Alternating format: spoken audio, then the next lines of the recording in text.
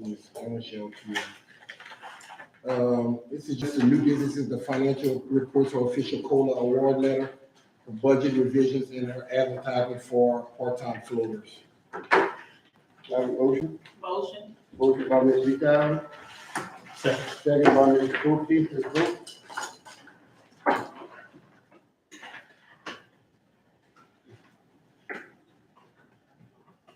Item passed. Item 2B, consider and all recommend action with regard to authorization for the superintendent and bond committee to accept the low bidder for the food service warehouse. We have one correction on that item. The bid opening is going to be September 19th instead of September 12th. September 19th. So this is just authorizing them to accept it and then have it ratified at the board the following meeting so that we're not delayed any longer. Let's see. Have a motion? Motion. Motion by Mr. Vital, Second. second by Mr. Doria. Mr. Garrison, you have anything to add? Oh, that's it. Okay, let's vote. It's just changed the date. Motion passed. Item 2C, consider and or recommend action with regard to creating a full-time counselor position. Ms. Mitchell?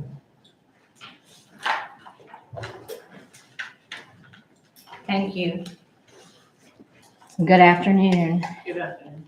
As you are probably aware, IDA, Individuals with Disabilities Education Act, is not a fully funded federal mandate, but we still have to meet all the needs of all students with disabilities because it is the law.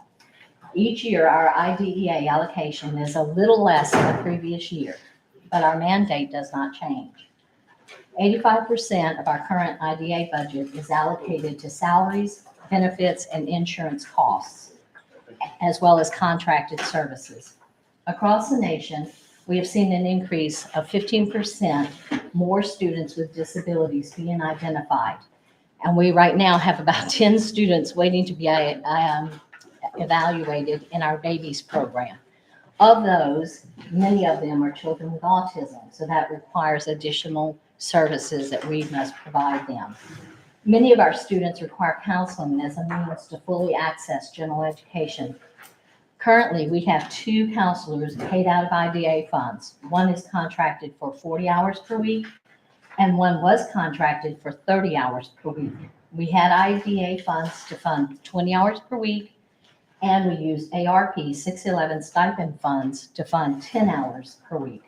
The ARP 611 stipend funds were expended as of August 31st, 2023. Therefore, we only have funds for 20 hours per week for that counselor, and the needs of students with disabilities exceeds that. I'm requesting that the board approve funding through general funds for 1 full-time special education counselor. IDA will be able to fund another full-time special ed counselor, which will then avail the district of 2 full-time special education counselors. The total cost for this position is $75,597, with $55,000 being salary, $14,465 being benefits, and $6,132 being for insurance. Since the funding would be from general funds, we could bill Medicaid for the counselor services as well. We would recoup up to 1/2 of the salary through Medicaid billing.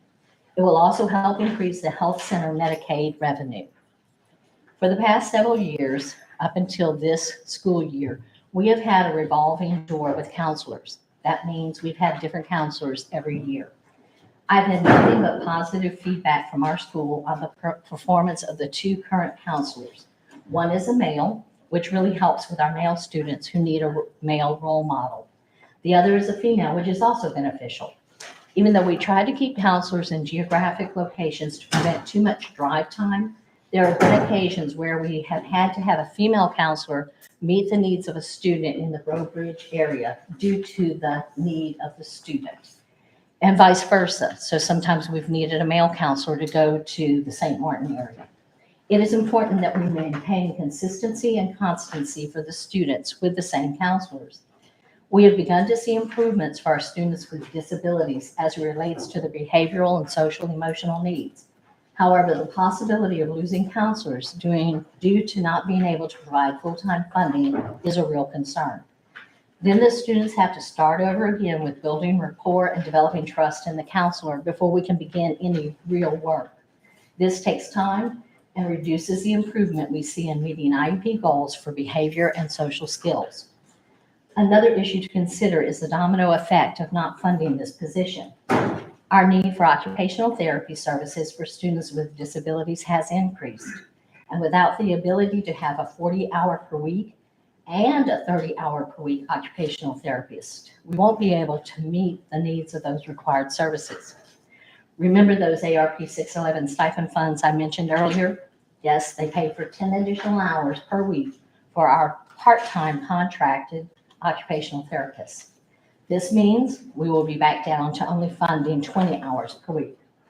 IDA is very clear that a district cannot use the lack of personnel or financial resources as a factor in not providing services to meet the needs of students with disabilities. If general funds can fund for one counselor, it will free up enough IDA funds to pay for those additional OT services. We are also in need of contracting with an audiologist, since our current audiologist submitted her resignation 2 weeks ago. As all of us know, contracting professional services is costly. I presented the financial cost of this change, but I would also like us to think about the social emotional cost of the students who are represented by this need. Without disclosing personal information, I need y'all to understand the horrors some of these children have endured. We don't often think of PTSD, post-traumatic stress disorder, as being a diagnosis for a child, especially a kindergarten-age child. However, it is sadly a reality in this day and age. Maslow's hierarchy of needs starts with the physiological needs: air, water, food, shelter, sleep, and clothing, which our school nutrition and homeless problems address. The next tier is safety needs: personal security, resources, and health. That's where our counselors affect change. Without meeting these base needs for students, we cannot possibly expect them to be successful in the classroom. Some of our children have endured things we cannot begin to imagine. I get it, it's a societal issue. But what are we as a school system if not a social change agent?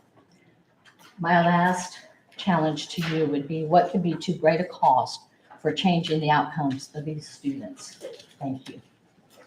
Does anyone have any questions? All right, let's do a motion first, please. Motion. Motion by Ms. Vital, second by Ms. Ed. Okay, any discussion? Ms. Good. Okay, Ms. Mitchell, Yes, sir. the one thing we as a board have to look at is overall budget of the whole. Yes, sir. And last year, we were over $1 million in the whole. And for obvious, some of the things that happened were out of our control, to Right. say the least. But what I think can happen is that if your department goes back and look at your department internally, I'm sure there's some areas where y'all could probably look at and maybe up to and including possibly laying off somebody in another section to help this out. It's just a thought. I would prefer y'all going back and looking in that group instead of coming to the general fund for it, because and listen, I have a weak spot when it comes to autism. I know a lot of kids that have, and I appreciate Mhm. that what you're doing, but at the same time, I really feel that, I know the federal funds are getting cut, but they're getting cut all over. Right. So if we approve one right here, then the next thing you know, another program's gonna come, and it just never stops. So I really feel that if we look internally, and, sit down with Ms. Casey possibly and Ms. Jordan, and see if there's any other ways we can come up with, instead of touching the general fund, look at that before we go in that direction. May I, And the hard part is you may have to cut somebody's salary, because like you said, 85% of it is salaries. And that's rough. and may I did speak to Ms. Jordan before I presented this proposal. Ms. Jordan, did you want to speak? Basically, when we received those ARP funds, that's part of ESSA, but it was for SPED predominantly. Due to COVID, we had a lot of kids that were experiencing a lot of social emotional issues. And so one of the allowable activities was that we could afford our consultants more hours because we had more need. Right now, our IDA budget, 611, accounts for 85% of salaries, which predominantly includes pupil appraisal staff that helps with the evaluations of the kids to make sure that they're getting what they need. But there is no room for any deductions because of the fact that everybody on staff is needed. Right now, we're actually in a deficit for certain pupil appraisal staff members. So we're trying to do the best that we can, but our needs have exceeded of what we did in the past. And we're even asking, because now we're looking at our enrollments at the school, which the general funds pays for paraprofessionals as well as teachers. Because if the IDA budget no longer exists, the board is required to provide those services for students with disabilities. So, I mean, I've looked at the budget and I'm gonna, That's, you hit on the spot where I was targeting. yeah, You brought it up, so I'm gonna bring it up. yeah, They brought it upon themselves by not being in the right place at the right time. And I'm sure you know, I'm talking about pupil progression, some of the employees. Yeah. I mean, I'm sure you, if you need me to spell it out, I can. But they're the ones who caused this issue by, like I said, possibly needs to be some cuts. If not, they need to be at their job, doing their job. And if they don't have it, I have no problem telling them to their face, you know, and we see them in the community. Okay? The only problem I'm seeing is a 40-year teacher is $63,165. Right here, they're asking for $75,750 with benefits. That is, That's including that's included. that's included. Included benefits, 55 but is the included salary. insurance. So the teachers have to pay their insurance, but this counselor won't have to pay their insurance? Sure, they would. Yeah. Yes, sir. There's a board But share. you're asking the general fund to pay it? No, there's a proportionate share, Ms. Casey. Right, for every employee that's on our interns, they pay a portion and the board pays a portion. There's a, regardless of how they're funded, everybody has it. Well, I We mean, account for salaries. we the also- counselors are they 40-year employees? 40-year. Yeah, No, they're not. No, they're. 40 years. On He's the looking at the year. Oh, the How year. much do you years No, of being in the system. no, they're not. This is what I'm looking at, the You're schedule looking at for the the teachers pay per year versus this counselor. The counselor fresh out of college, is it a teacher that we have? No, they are licensed professional counselors and they have a master's degree. That's what I'm trying to do. So, Ms. Mitchell, they go according to their years of experience, We put them on the teacher's salary schedule. I called but other they're not 40 districts. years. No, they're not. I called other school districts and meeting with Miss Casey, one of the things I did was called other school districts to find out what they started their counselors out. They And go that was, according to their years of experience. that was what they started them out, was 55. So this So what person, money do we have to pay them? How many counselors, hours? I didn't quite understand. Okay, 140-hour counselor? I have, right now, we have one contracted 40-hour, one Which means contracted that, IDA funds. okay, And then I have one contracted, but it'll only be 20 hours now because we've expended the ARP 611 funds. and last year we operated the same way, except maybe 30 We hours. have 10 more instead of hours per 20. week, yes, sir. We losing 10 hours? a week? Yes, sir, and we're also losing 10 hours per week for an occupational therapist. And how many students are we servicing? In occupational therapy, 127, and in counseling, 100 and, I'm sorry, I think it's over 100, it's 115, I believe, at the last count. Counselors make $45 an hour as consultants, and the occupational therapists The and current one makes 45.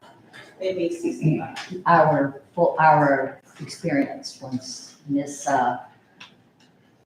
Miss The part-time? my part-time on the next 45.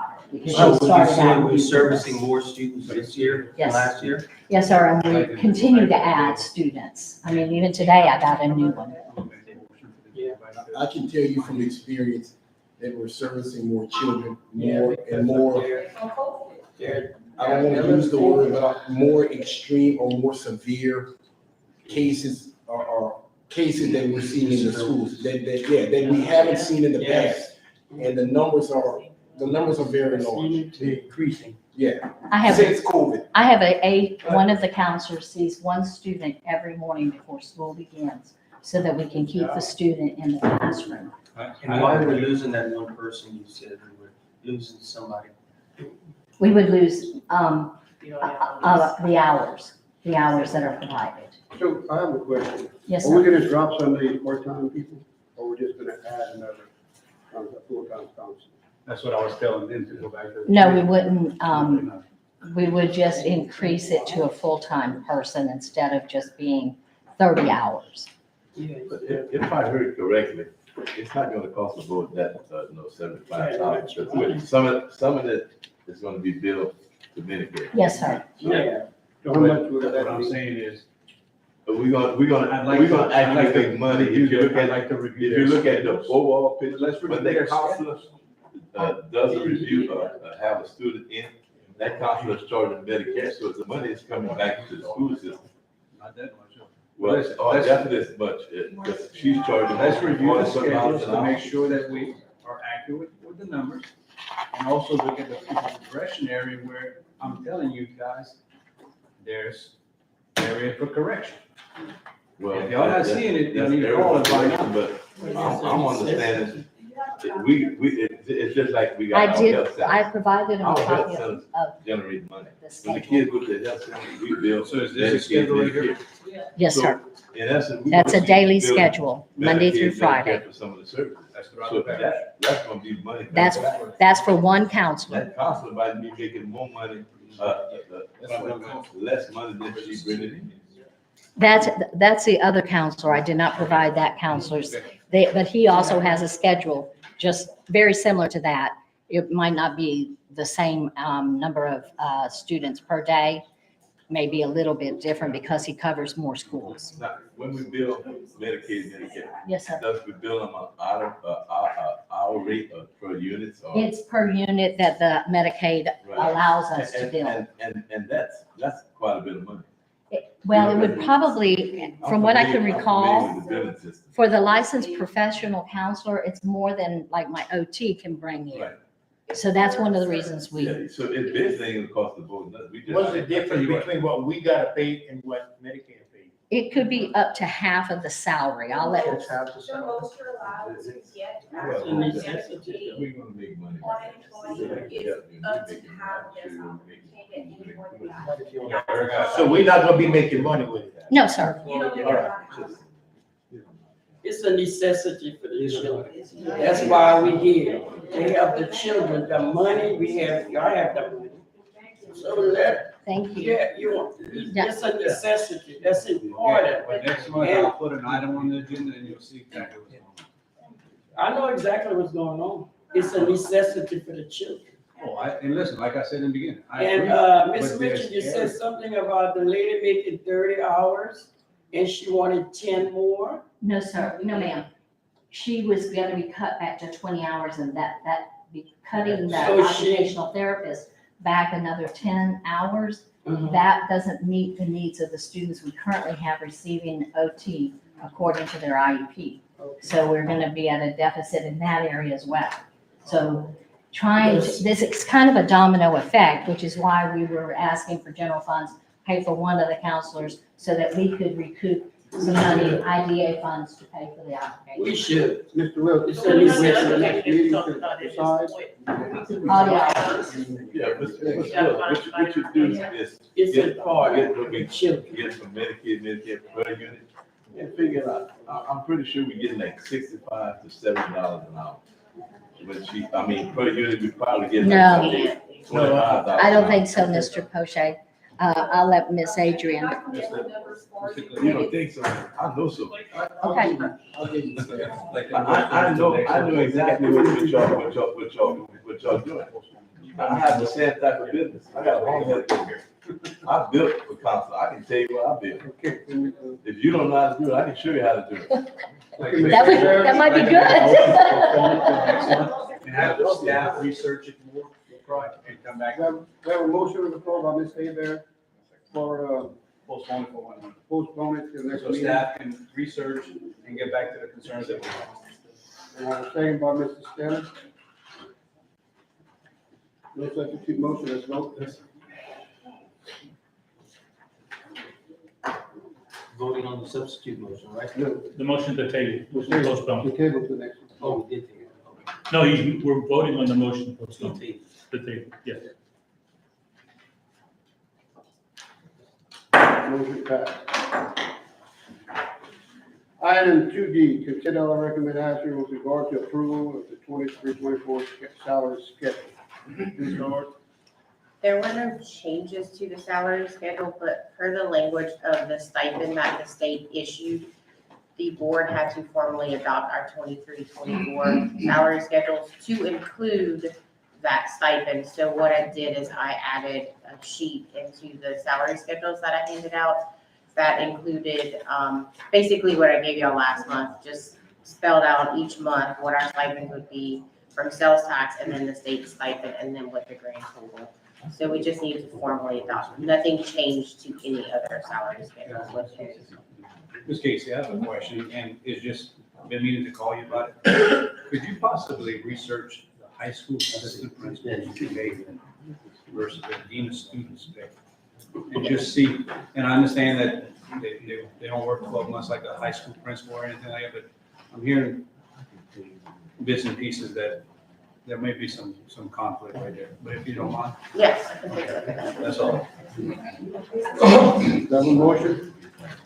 Motion by Mr. Potteet, Second. second by Mr. Abear. Let's vote. We need to talk to them. Motion passed. Motion to adjourn. Motion by Mr. Potteet, second by Mr. Stanley.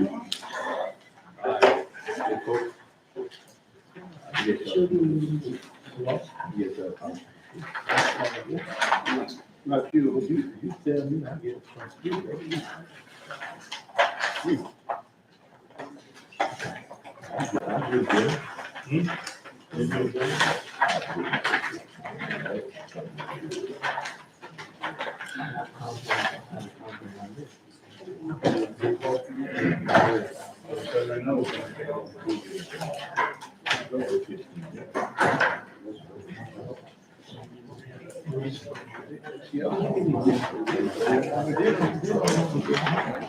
We'll take a couple minute break. Start the day.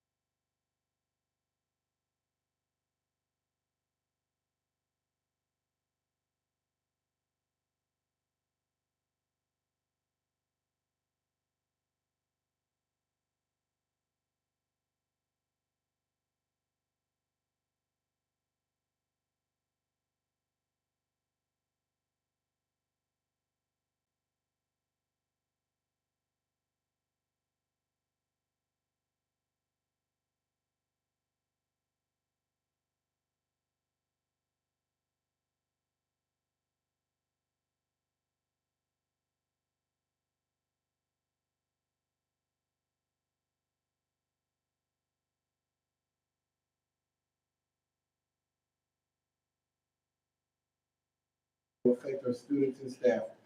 Let us work together for the betterment of our system and all involved in it. In your holy name we pray. Amen. Pledge allegiance to the flag of the United States of America and to the republic for which it stands, one nation, under God, indivisible, with liberty and justice for all. Any announcements, activations? No, none at this time. Subscripts?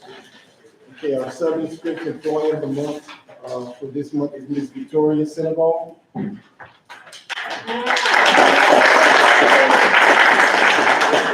Victoria was nominated by Mr. Newsom. If you'd like to come up to say a few words about Ms. Victoria. Okay, I nominated Ms. Victoria for her efforts during the technology boot camp.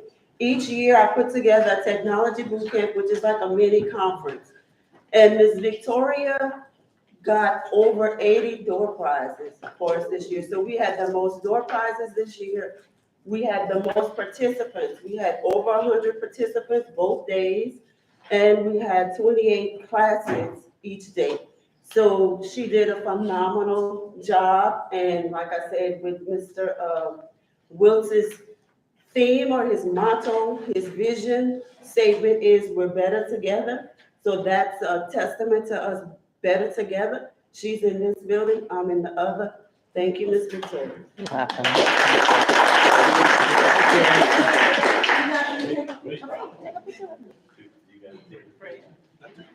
Come on, what's it funny? Yeah.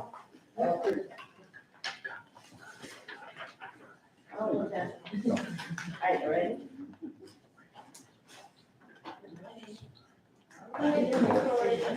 Thank you.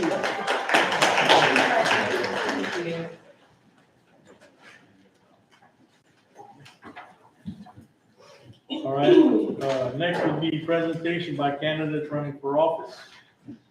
Any candidates here would like to say anything, running for office? None? Any additions or deletions to the agenda items? There is one change, item 5D. 5D will be discussed after we come back out of executive session. Everything else will be in order. All right. Any items to be removed from consent agenda? Any items to be removed to be discussed in consent agenda? We have a motion to accept consent agenda. Motion by Mr. Clay to accept, second by Mr. Dojero. All right, let's vote.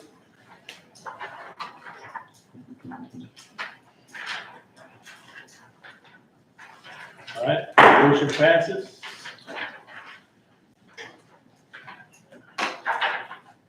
Next would be Finance Committee recommendations. Do I have a motion to accept the Finance Committee recommendations?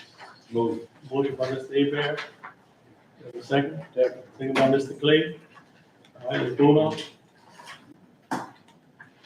Gotta remember C's. Yeah. But it It was tabled. All right, motion passes. All right, new business. 5A, presentation by the county agent regarding LSU Ag Center annual report.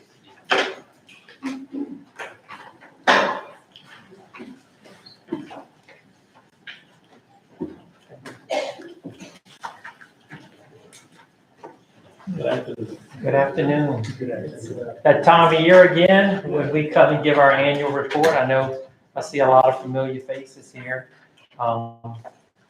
Miss Erica, who does some of our 4-H work in the office, is handing out just like a little packet of some of the materials we're going to be discussing. Miss Wendy, to advance it, you'll advance it or, okay.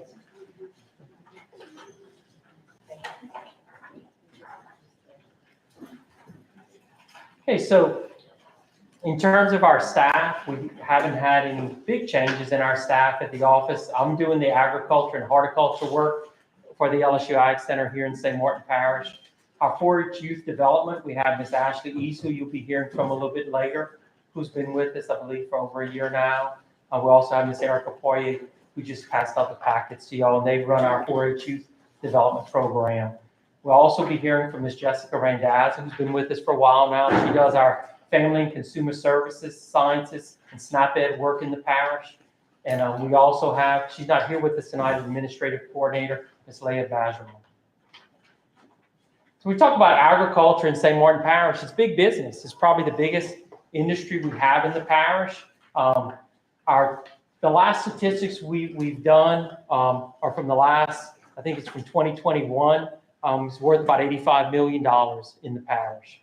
And when you look at our big crops, as you would expect, the big crop is sugarcane. It brings into about $45 million to the farmers here in this parish.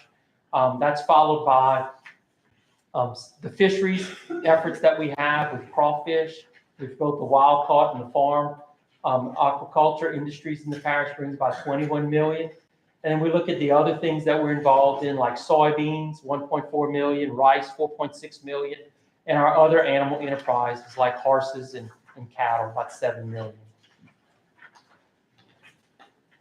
We look at acreage in the parish, doesn't really change a whole lot. When you look at this parish here, we're always around that 30,000, 32,000 acre mark for sugarcane acreage in the parish. And I don't expect that's going to probably ever change much. You know, we're not making any new land in the parish. You know, 75% of this parish is pretty much in the Atchafalaya Basin. So we have about 100,000 acres of ag land that we can use, and the majority of that is in sugarcane. We have a lot of expansion in sugarcane in neighboring parishes. I used to work in Vermilion Parish when I first started working there. They had about 6,000 acres of cane. Now they have over 40,000. Point Parish is now the biggest sugarcane parish in the state, has over 70,000. So we're growing more cane than ever before in the state of Louisiana. We have a record amount of cane being grown. Some of that cane is being brought to our mill here. We have cane from, I think, over 10 parishes come here. But our acreage is really not changing a whole lot. Soybean acreage is pretty steady. We've had some bad crops last year, rain at harvest this year. The drought has taken a real toll on soybeans. So even though prices are good, hadn't really encouraged people to grow a lot of soybeans. One time we grew 14, 20,000 acres, but we're not at those levels. A lot of it because of a lot of risk in growing beans and getting them harvested. And rice, we've actually come up a little bit in our acreage last year. This year we're at about 5,400 acres of rice. Real excited about a project that we're going to be working on. As you get older, this project makes me feel old, because when I was in 4-H back in the 80s, the livestock barn at Broke Ridge High wasn't even built. I think it was built somewhere around 87. I graduated from high school from St. Martinville High in 85. So even though I showed livestock, we didn't have a barn. We were actually showing at the sugar mill at that time. And before that, actually showed behind our office in a little area that's a park now. But that building was built about 35 years ago, and it's starting to show some wear and tear. We have some decay of some of the beams, some of the structures in it, and we were able to get a state appropriation of about $120,000 for repairs. And so we're hoping to get those projects going. That appropriation will have to be spent by June of 2024. So we've kind of assembled like a little building committee. We've also been talking a lot with Mr. Al Blanchard, because he was one of our livestock parents, helping us with that. And we're starting to get some bids. The main projects we need done, we're going to start with the things that need the most work, which is the roof repairs. We have some leaks through some of the skylights, and also structurally we're worried if we'd ever have a hurricane possibly, we could have some damage to the roof with high winds because of some of the decay that's occurred. We also need to fix the lighting. We have a lot of issues in using the barn for some of our activities. The lighting is very poor. Some of those lights over time produce less light, and if we can switch them to LED bulbs, I think the lighting in the barn will be a lot better. Also, if we fix some of the ventilation issues we have in the barn, I think the barn would be more usable during the summer months. And so we're looking at that as well. And we hope to have all those changes in place, hopefully by June of 2024. So we appreciate your support with that project. And I know we've talked with Mr. Russell Foti a little bit about it. Some of y'all are aware of the project, and we're excited that we can make those upgrades for our 4-H program. I wanted to just touch a little bit on the heat and drought. this has been a kind of a record year in terms of when you look around St. Martin Parish. We've had some record high temperatures, over 100 degrees. I know it hit 110 degrees the other day in Lafayette. Very, very hot, very, very dry. When you look at our state and you look at our parish right now, we're considered a D4, which is the highest drought level that you can reach when they do the drought monitoring. And that's a concern, because when you start getting to a D4 drought and the lack of moisture in the soil that kind of correlates with, we're starting to see trees die. You can definitely see as you drive around the stunted sugarcane, as I mentioned, like the soybean crop. Our pastures are real lean. There are some government programs through our FSA office that are starting to kick in to help some of our farmers. But this drought is a real concern, not only for homeowners with their lawns, but also with a lot of our agricultural crops. So hopefully we're going to get some rain soon and we can move out of this drought status.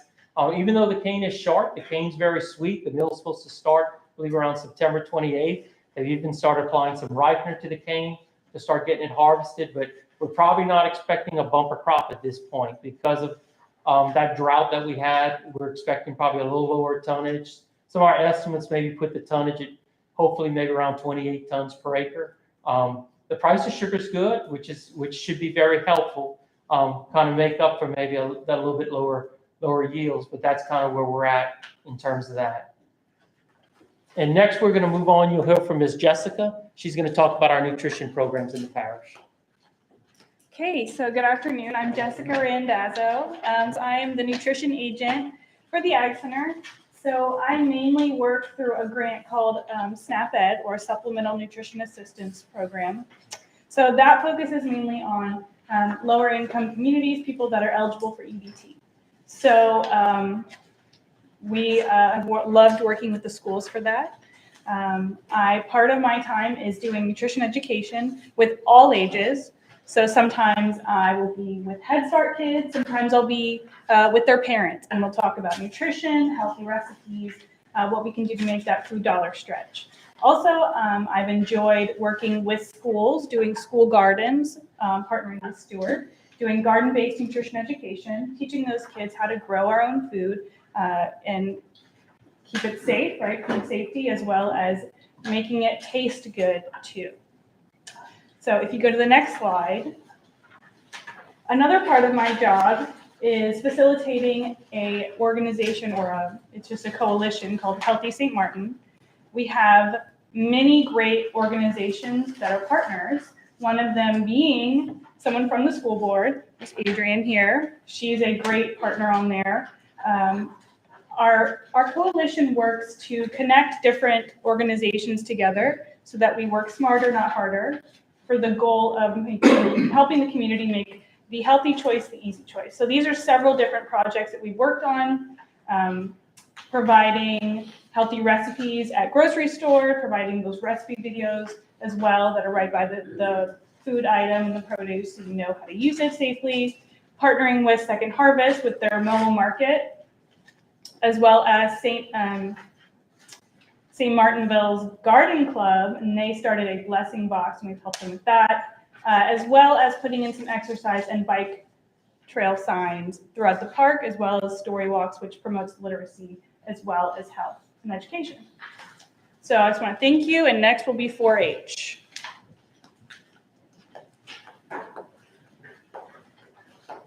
Hi, my name is Erica Poirier, and I am one of the 4-H agents here in the parish. And we do healthy living, science, engineering, and technology, agriculture, citizenship and leadership, volunteer development, and life skills. Those are the overview of the topics that we do for the years. If you go to the next slide, our main goal with the events that we do with the children throughout the year, we have a 4-H Fun Day that we host the week of Thanksgiving at Burbridge High School. Our livestock show takes place in January. Our challenge camp also is an event in November that we sent 13 kids and 2 counselors, camp counselors, and 3 adults to an Acadiana Baptist Center, which this year it will be at Camp Brant Walker. We have the Fall Fest contest that takes place at the end of October. Our summer camp, we took 32 participants this year, which we went back to Camp Brent Walker for that. And then we did also 4-H University, which most of you maybe know as Shark Course. That we go and spend a week on LSU's campus, and the kids can participate in contests. We brought 17 youth to that event, and we had 2 blue ribbon winners. And also our honors night, we honored outstanding club members of 94 from the whole parish. And then for Achievement Day, we had 350 kids that turned in their portfolios and books that attended out of our 580 participants throughout the year. So I think we had a great, it was more than half, so we were very impressed. Okay, next, our focus for this year for Clover Buds, which is 3rd grade, we're gonna do the 4 B's of pollination. We're gonna do bees, birds, butterflies, and bats. So we have a certain book that goes along with the lessons, and all the principals that we host this event at will get the curriculum for that as well. And we know within our parish, we do have a bee producer, the Bernards. So if we can figure out a way to maybe get them to come for Achievement Day, that way we can expand on this educational focus here. And then the next slide will be our focus for our 4th through 12th grade. We had an advisory council, and they felt that the children needed to learn more about safety. So there is a curriculum that we found that talks about seatbelt vehicle safety, internet safety, bicycle safety, home alone, and water safety. So we're gonna coordinate that through the different months. And we're going to call in guest speakers as well as have the literature to teach those lessons to 4th through 12th grade. This year, the focus for our service learning is hunger and poverty. And our junior leaders will focus on this aspect as well.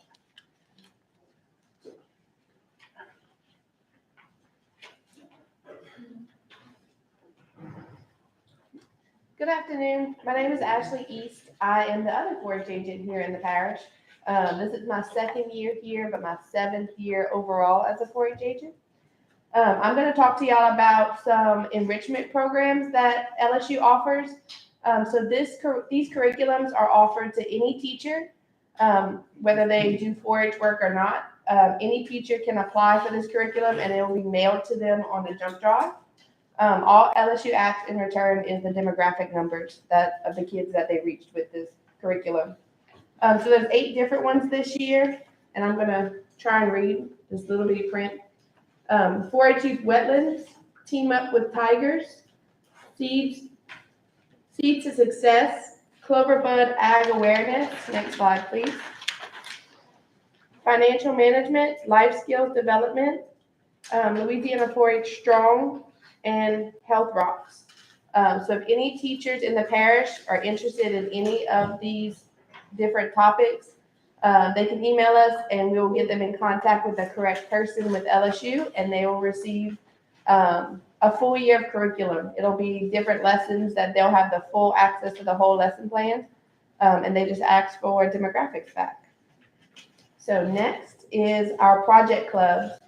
So we have 2 main project clubs here in St. Martin in 4-H. We have the shooting sports program and the livestock program. This year in the shooting sports program, we had 99 participants, with 2 qualifying for the national shooting sports match in Nebraska. At that match in Nebraska, Team Louisiana took home the championship for the 3rd time in a 4-year span. Go Tigers. We also had a team of 7 at the BB Daisy National competition in Rogers, Arkansas. The team did not place, but they did represent Louisiana very well. Livestock, we had 45 participants with majority qualifying for state shows. We doubled our number of equine participants, so we have 1 equine participant there. Last year we only had 1, this year we had 2. We doubled our numbers, it was wonderful. I hope to do the same thing this year. Our species range from beef, dairy, sheep, goats, swine, poultry, rabbits, and equine. Next is our citizenship and community service. We have a group called Junior Leaders, which they are 7th through 12th graders from throughout the parish that want to do more for their community. We had 42 paid members this year, and they did a variety of service projects throughout the year, including making hygiene kits for the St. Bernard St. Francis Pantry for the homeless who are in need. They did no-sew blankets and collected baby care items for the women's shelter, and they also donated socks to the nursing homes. So they do things throughout the year, and this is open to any 7th through 12th grade 4-H member in the parish. Now I will turn it over to we have 4 members here that I'd like to tell y'all a little bit about their experiences in 4-H. Good afternoon, y'all.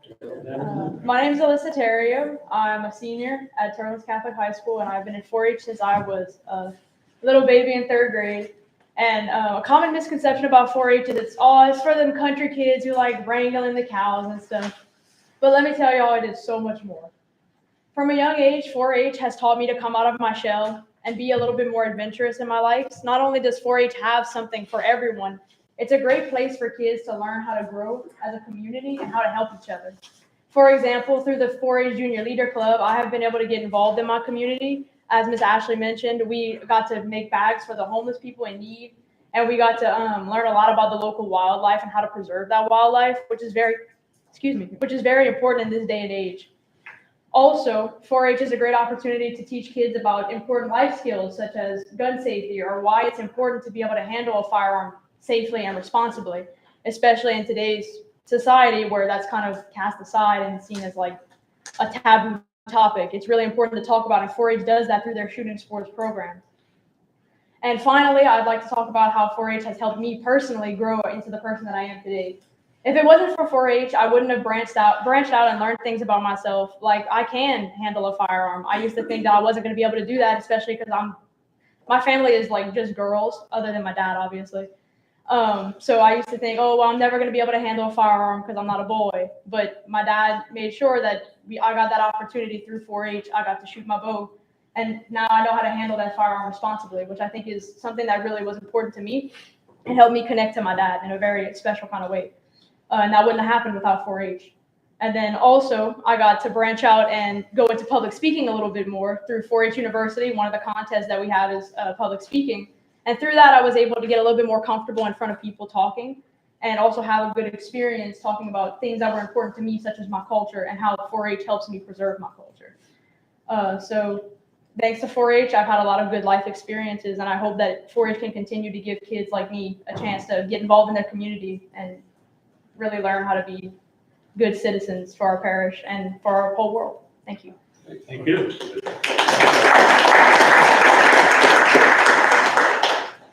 Good afternoon. I'm Olivia O'Brien. I'm a junior at Cecilia High School. I've been in 4-H for 9 years, and I've got to experience countless things that I know I never would have gotten to do without the organization. Even as a young 4-Her, I was enriched in so many different project areas, and they've only grown as I've gotten older. As a high schooler, I've participated in 4-H University at LSU and gotten to be a camp counselor and teach younger 4-Hers what it's about to be in 4-H, not only being in 4-H, but to be a person. With state records, I've gotten to go on multiple trips to places like Shreveport, Baton Rouge, New Orleans. They seem really close, but we've gotten to experience different things that I never would have gotten to without 4-H. And last November, I got to go on a trip to Atlanta, Georgia with state records. This January, I'm going to be going to Disney World in Orlando with my state record. This year, I also was nominated on the state 4-H citizenship board, and we get to create the service learning focus that the whole state looks at and works with. So that's a really big honor. All this being said, 4-H is a dwindling organization, and I hope that I can leave a legacy for others to help them and bring it back to life. Thank you.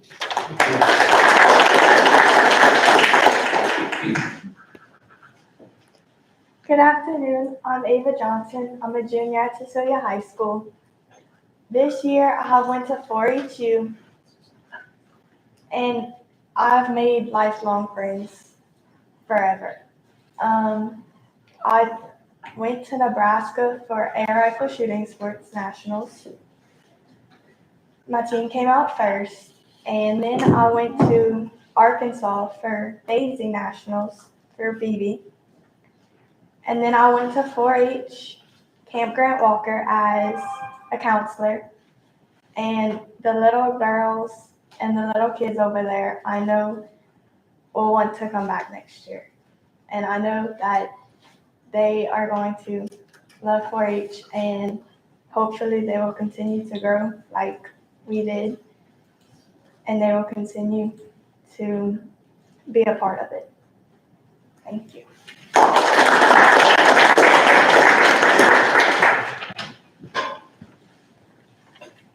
Good afternoon. My name is Devin Longclose. I'm a sophomore at Cecilia High School, and this is my 7th year in 4-H. Throughout my 4-H journey, I've learned many life lessons. For instance, I've learned how to cook, interact with my peers, and about healthy eating. Most importantly, about giving back to community, as my 4-H path choice is civil engagement. I've also had the opportunity to attend 4-H University at LSU. There I won a trip to San Antonio for winning a cooking contest, and this year I'll be attending a National 4-H Congress trip in Atlanta representing St. Martin Parish in the state of Louisiana. In years past, I was awarded the 7th and 8th grade trip achievement to represent St. Martin Parish. These trips were to Shreveport and Lafayette, and there I was able to engage with other 4-H members from across the state, getting lifelong friendships.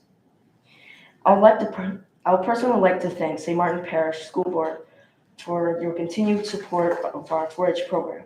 And without it, my peers and I would not be able to engage in these opportunities. Thank you so much.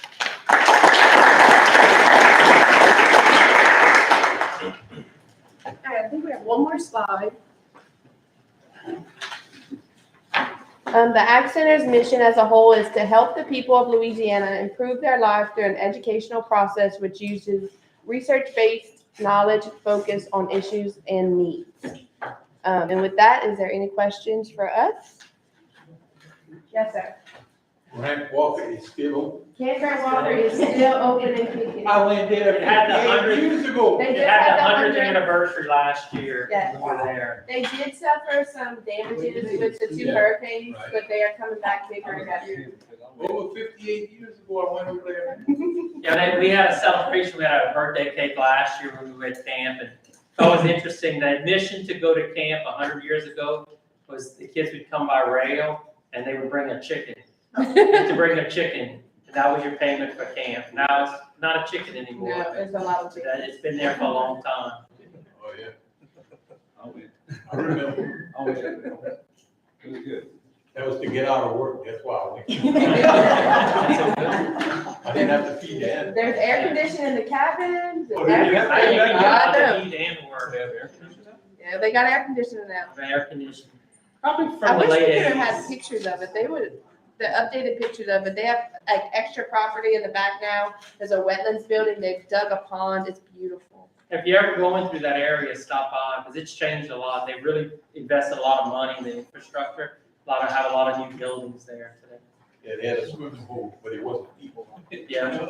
The creek's still there, Yeah. but they have a big pond out of Windy Wood. They call it Windy Woods now. Yeah, they didn't want us to get the water, but we don't listen. We didn't listen back then. Now they still have a big swimming pool, the creek, and a pond for all the kids swimming all three. Great. I just want to compliment the 4 young group, but I'm gonna call them young adults, because they were very impressive, and obviously they are proud of their parents, and I'm sure their parents are proud of them. And there's no way I would have gotten up as a 12th grader and spoke like they did, because I'd Yes, Ms. Johnson was my teacher. She used to, but I talked for a different reason. I couldn't do this, but I Yes, talked you in class. can. You know? You weren't supposed to. Right. I'd also like to compliment 4-H for all y'all doing for kids. And we'd like to thank y'all for all y'all support with us. So thank y'all very much. We appreciate Okay, next on the agenda is discussion of proposal for cell tower at the early learning center. Yes, We sir. have Mr. Mathis online. Yes, I had Mr. Masters with AT&T reach out to me via email. He said this was a process that was ongoing, so unfortunately, he's in Florida, but he's able to zoom in so that he can kind of go over what the lease would be and where it would be located. All right. Go ahead, Mr. Mathis.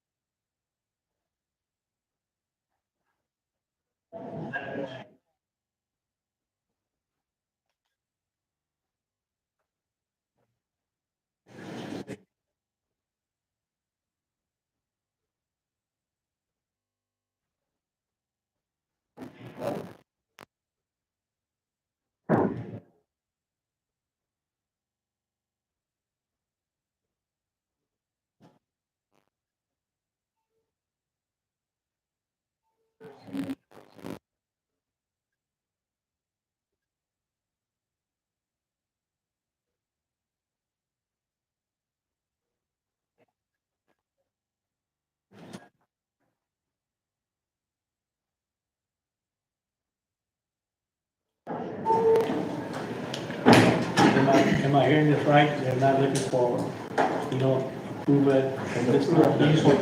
He's gonna come up with some. Correct. Just to Additional communicate and information on this negotiate and come up with something and So then this will be, bring it for approval. will be posted next meeting. Correct. And just approval to be able to begin discussion about what it would entail. All right, anybody any discussion on it? No, okay. Let's move on to item 3. Consider and or approve Head Start Policy Council recommendations, enrollment reports, director's report, new hire recommendations, school readiness goals, behavior guidance and discipline plan, updated early Head Start, feature caregiver job description, and organizational charts. These are some of the basic things that were discussed during our recent Head Start Policy Council. We always look at our enrollment reports, director report is updates of new important dates and ongoing things. We did have a couple of new hire recommendations. Every year we need to review the school readiness goals, behavior guidance and discipline plan. We needed to update our early Head Start teacher caregiver job description so the requirements matched what the Head Start program standards say. And then we're preparing for focus area 2 review. One of the things that needs to be updated is the organizational chart because since the first time it was submitted, we've had some additional positions and redistribution of responsibilities. Okay, do I have a motion? Motion by Mr. Butchie. Second by Mr. Steve. Any discussion? All right, let's vote. All right. Item C passes. Item D will be discussed after we come back out of executive session. Item E, consider and or approve a request to extend the lease from 10 years to 25 or 50 for the 2-acre property at 1046 Main Highway in Arneville. Mr. Darrell? Yes, the leases, they want to extend that lease from 10 to 25 to 50 years, if it's okay with the board. They plan on doing a lot of renovations on the property. Either doing a nature trail or themselves and building another building, I presume. So they were actually to extend the lease since they cannot purchase the property. My motion would be to keep it at 10 years because we have other leases that we have, and most of them based off of 10 years, because if we do them a 25-year lease, then somebody that has a crawfish farm might want to do a 25-year lease. And then and of course, I spoke with somebody, they also said we ought to put a clause in there, and it's told up to the board that we should have like a 6, if we decide to opt out of the contract, maybe give them a 6-month notice that we want to opt out, just in case somebody comes in and gives us some astronomical amounts for the price bills and everything. Not that we're looking to sell it, but you don't want to tie future board members' hands in case that would come up. So my motion would be at least to keep it as a 10-year contract with a wording in the contract to opt out, but we have to give them at least a 6-month notice. What is the maximum amount of time we can give them? 20 years? Well, it depends. So It really don't depend. What's the maximum? so the maximum is 99 years according to the Attorney General, but it depends upon the nature of it, whether or not you're violating public policy and awarding a 99-year lease.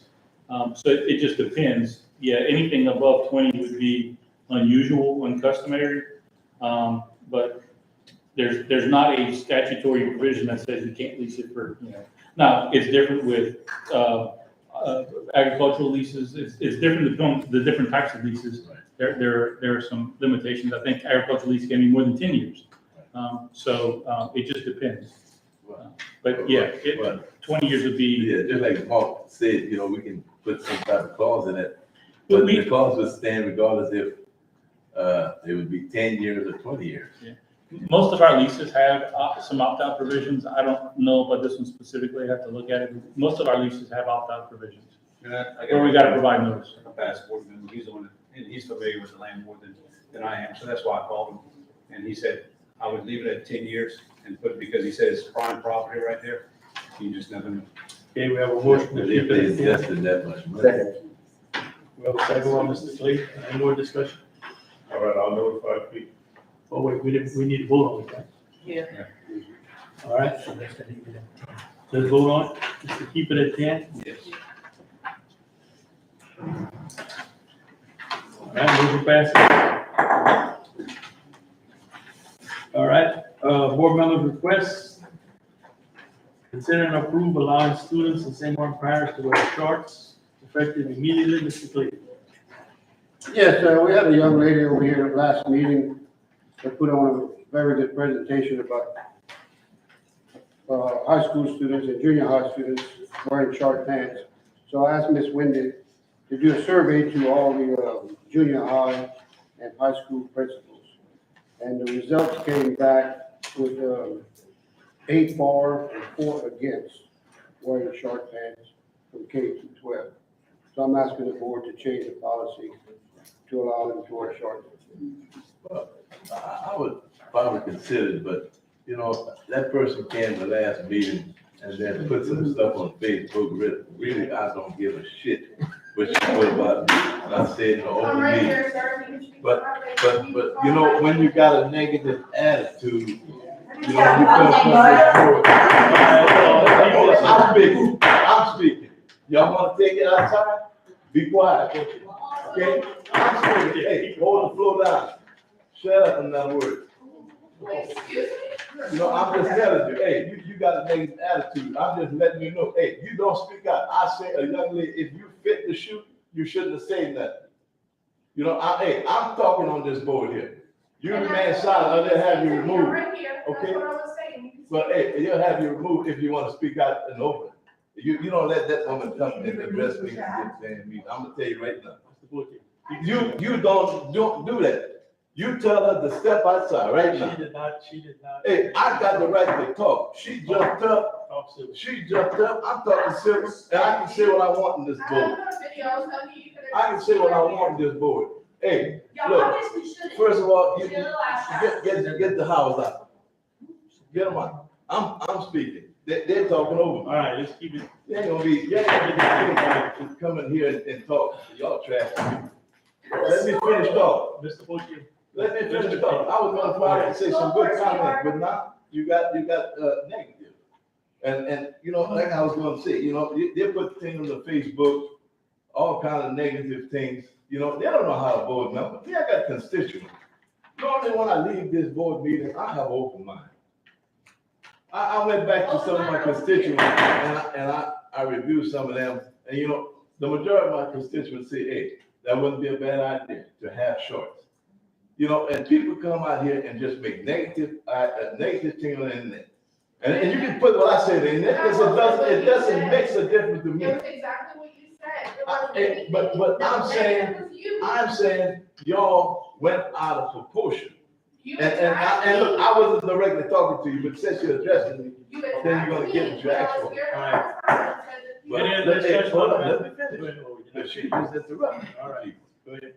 So, after reviewing and coming up with some, ideas, asking my constituents, if shorts would be okay, the majority of them say okay. And I can't make a decision for myself.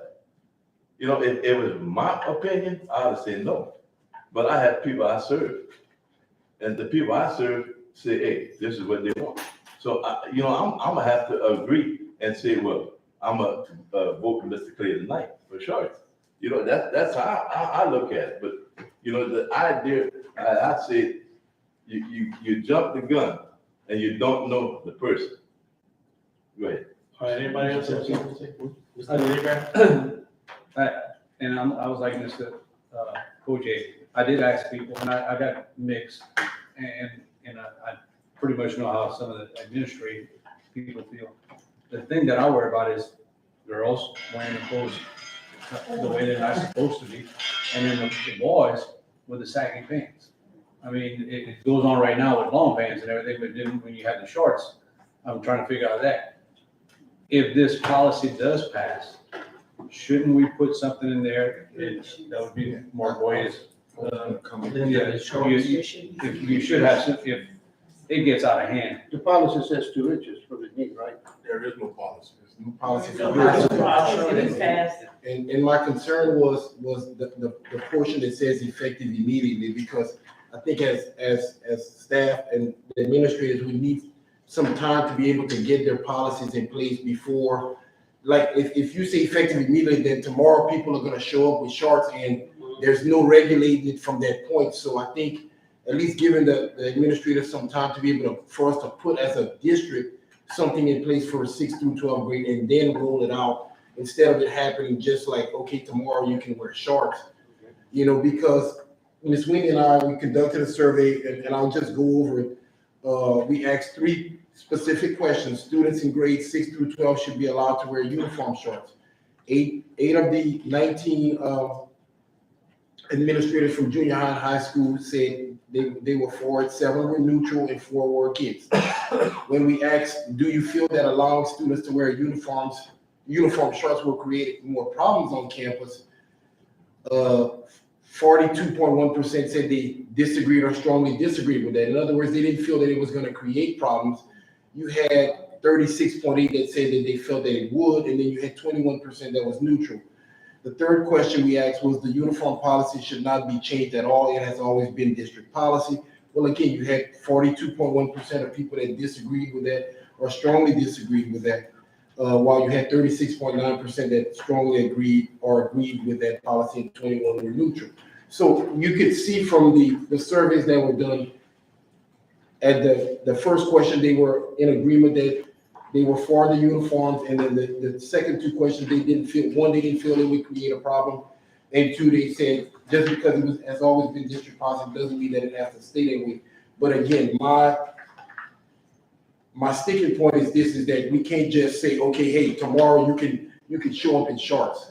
There has to be some time for administrators to be able to get policies and put those in place, because of the concerns that you mentioned about the sagging, the tightness of the shorts, the length of the shorts as well too, because I don't want administrators to have to go through every single morning with rulers and trying to measure, because it's going to happen. For a week or 2, everybody's going to be in compliance, and then guess what?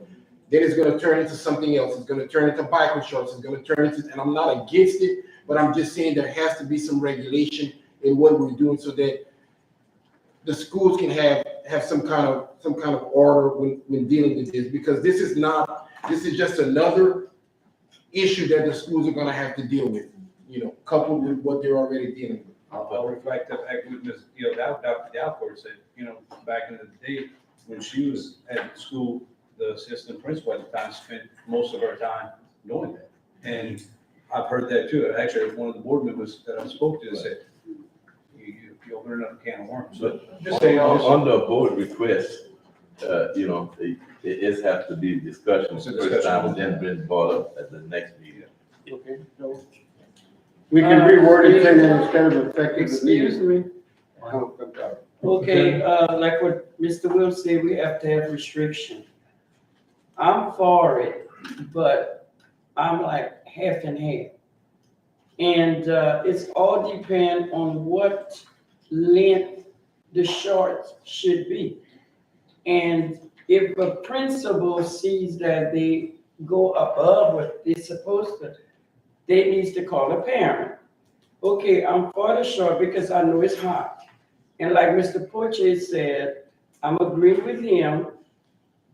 I was for it until this little disagreement. I didn't like the way the speaker was speaking to us. And you know, I'm professional, I've been a teacher, and the children wear shorts, the elementary, but we never had junior high or senior high. Now, to me, the senior high, they don't want to wear shorts. Junior high might want to wear shorts. Senior high, they like to wear their pants and their hoodie. And I'm for it because my grandchildren, they wear shorts. They wear uniform, but their shorts are a certain length. Nobody had problems with that. So it has to be some stipulation on what to wear, how to wear it. And like you said, we can't just say you can wear it today. You have to lay out the rules and make sure that it is appropriate for them to come to school with it. Because it's hot. And what consequences they're gonna have if they don't follow. That's right. So the parents need to understand that. And don't drag it on. That's right. First offense, second offense, done, boom. Yes, if you call the parents and the child does not have the length it's supposed to be, you need to call the parents or tell somebody, come pick them up. It's not appropriate. We need to have guidelines before we can say yes. Well, Yeah, shorts opening a can of worms right there. Yes. Yeah. Bad. Yes. All right. Because somebody's got to fight with this mess down the road. Yes, yes. So we need to make sure Make whatever sure. we do it right. We do it right. That's right. Well, look, I want to say this. I do love shorts. I wear shorts a lot, but I think we're going to be opening a can of worms. Yeah. All our schools are air conditioned. That's We're right. not having to attend to this every day. We'll have to check that. And I was a junior high physical education teacher. And let me tell you, I'd be rich if I had $1 for every time I said, pick up your shorts, tuck your shirt. But opening a can of worms. Young kids, it's fine. High school and junior, I think we ought to stay like we are. That's just the way I feel. I love shorts, but I think we're opening a can of worms. It's the 21st century. But And we need to have stipulation for children. And if we follow the guideline, they're gonna obey. Let's not go back to way over there. You need to have And you're gonna have a stipulation. principal No, I don't standing think with the so. tape measure. I don't think Lafayette Parish have that. I don't think I have a problem. They have problems. I work in Lafayette Parish. They wear shorts. Yes, they do. And they have do. problems. Yes, that's not a problem. I brought this up. Yeah, All right. I brought this up to Superintendent Wilson. I said, part of the problem is we have an unusual summer this summer. So the heat is a problem. Why don't we do like we did back when I was in school, start this last week of August? I know the teachers have to report before the 15th because of the pay structure and everything. Students don't have to report till the 15th. They can come a week later or whatever it is. And then that's the majority of the heat right there. Because starting next week, you're gonna see it starting at April, it's starting this week. It wasn't 115, it was only 99, but it's just to say. We just don't have to live. So, yeah. But that's shorts don't make a difference. Mike, Mr. Blanche, one of Mr. my Blanche? principals. The only thing I'm gonna say is that Well, if I have to tie up an administrator, a female administrator measuring shorts, because I'm not gonna go measure shorts on a young lady. No, because you get a harassment charge. So that's exactly, so number one, the male administrators can't address this situation, it's gonna have to be a female, in my opinion. They have to be there tied up with that every morning.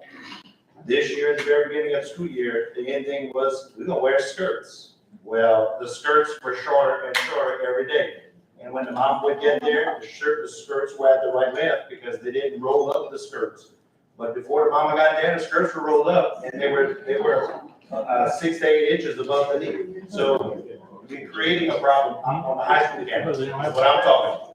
Okay? I don't know what goes on at the junior high, I'm just saying. That is No, they didn't put on the board to address it. All right, Mr. Clay? Okay, I would like to have the staff look into and set some type of policy, the discussion of breaking this policy, and vote again on the next meeting. All right, this was for discussion only, and at next meeting, we will discuss it after staff looks into it. All right? Okay, next item is, we have a motion to go into executive session. Motion? Second by Mr. Hebert, all in favor? And then, executive session.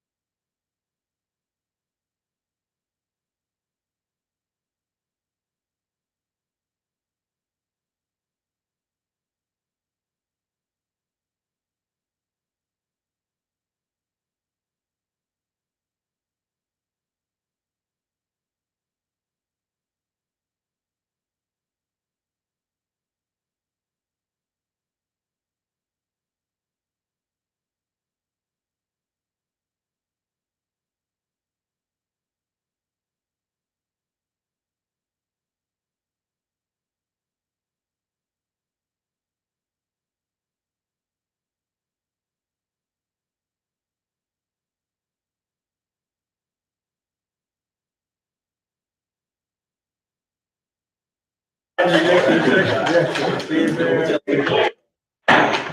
back in session. Okay, first thing we're gonna cover is item G5D, which is our disciplinary policy, whether to accept it or not. Do I have a motion? Motion. Motion by. Well, Mr. Clinton. I need to open the public. Okay, yeah, we'll make a motion first.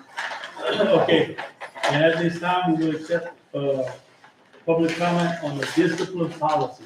Any public comment? Okay, if there are none. At least one comment. Okay, if there are none, let's go ahead and vote on the disciplinary policy, whether or not to accept it.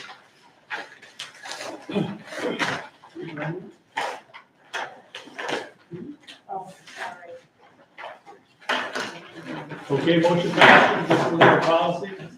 Second item is the, high school attendance zones, attendance lines. Mr. Blanchard? Thank you, Mr. President, and Ms. Foster is helping me. Is the spreadsheet? No, let me show you. If you could give me just one moment, Mr. President. It's the one.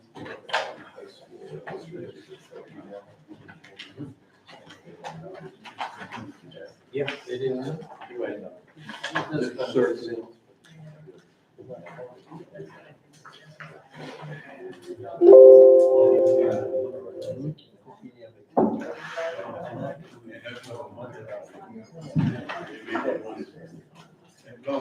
Not educated, the judge is not. They make the money. They get money.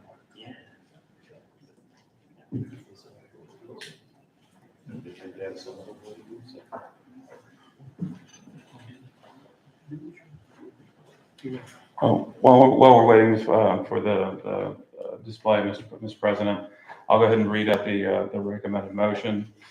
We'd recommend the board to make a motion to authorize the superintendent and legal counsel to negotiate terms and return to the board for approval an agreement in the desegregation case to align the high school attendance zones with the negotiated elementary and middle school zones, specifically aligning the attendance zone lines between Brobridge and St. Martinville as reflected in the high school zone map labeled, quote, St. Martin Parish School Board High School 5-11 proposal, end quote, which shall be attached to the minutes. And that's going to be the map that we'll have displayed in just a moment for the benefit of the public.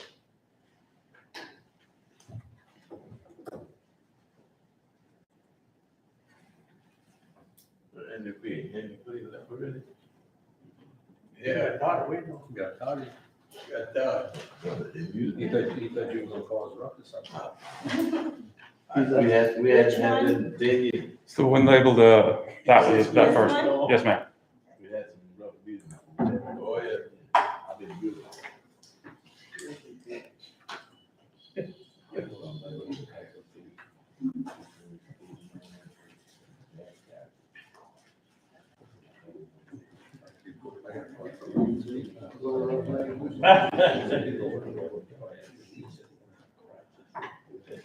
And I'll show you the area. I'll show you the area.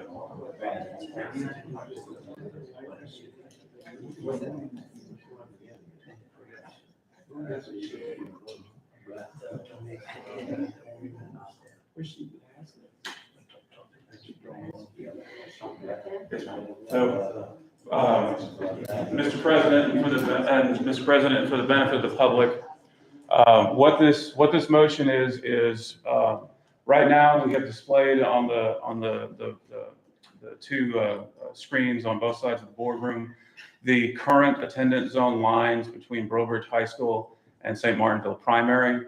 The magenta line that's going across the middle of the page right there, that is the current attendance zone line. We had a hearing with the Honorable Judge Foote at the end of July, and during that hearing, a suggestion was made. The board had previously approved to modify the attendance zone lines for elementary schools and middle schools, but that left the high school zones split. The zones did not line up.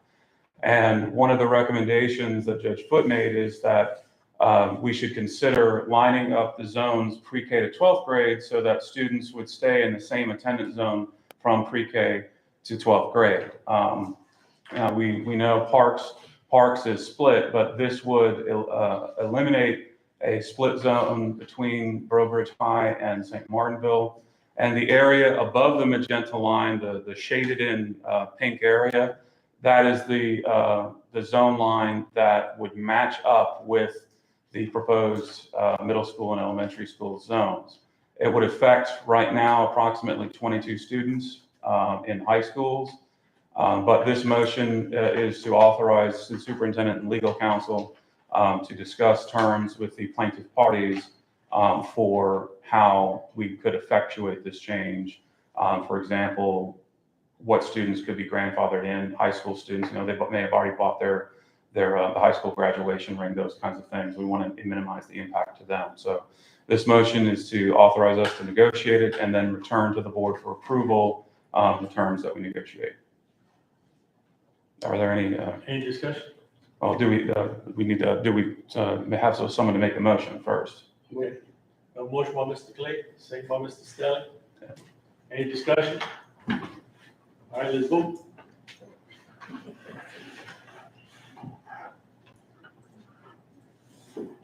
Yes, Wendy. All right, motion passed. All right, we have a motion to adjourn. Mr. Clay, Mr. Poche, meeting adjourned.